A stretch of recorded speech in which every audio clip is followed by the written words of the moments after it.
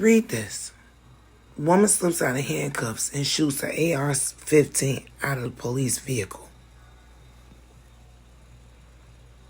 Now watch this.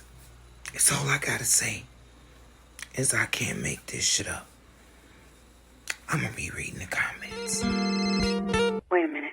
I'm battery is low. Let me...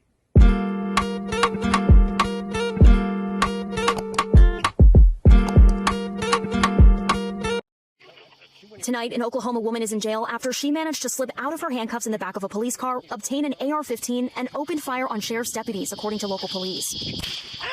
The shocking moments were captured on the car's internal camera and police body cams. On Friday, Grady County Sheriff's deputies performed a welfare check on a woman found crawling around someone's yard while barking, according to the charging documents filed in court. The woman identified herself as 36-year-old Rachel Zion Clay. Police handcuffed her and placed her in protective custody in the back of a police car, according to the court documents. But while deputies were outside the car taking statements from civilians nearby, Clay managed to slip out of her cuffs and access a console in the front seat labeled gun, the undersheriff said in an interview. They say she was then able to load around into the chamber and fire outside the vehicle. Body camera footage released by police show moments shots rang out.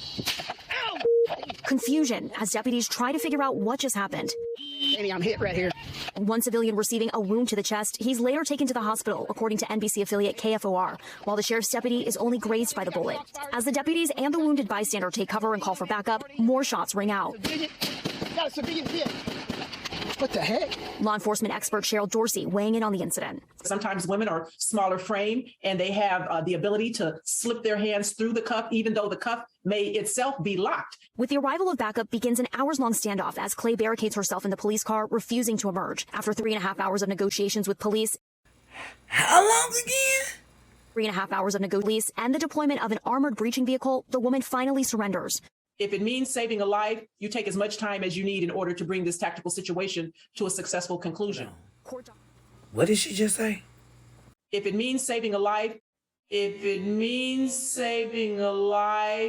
take as much time as you need in order to bring this tactical situation to a successful conclusion. Court documents from her arraignment on Monday include notes she allegedly managed to write while barricaded, revealing her disturbed state of mind. Efforts to reach Clay were unsuccessful, and she was not represented by an attorney at her initial court appearance. It was a compilation of errors. I get that you want to have easy access to a AR-15, but not when you have a suspect in your vehicle. Another officer could have and should have been monitoring visually the suspect who was seated behind the car. Clay was charged with 3 counts of shooting with intent to kill. And was that a fancy way to say attempted murder? According to court documents, is currently being held on $1 million bail. Let me see if I got this right. A woman was found in a field crawling around on her hands and knees as though she was an animal of some sort. Gets arrested, handcuffed, put in the back of a cruiser. Somehow figures out there's an AR-15. Opens fire. Physically shoots people. People got shot.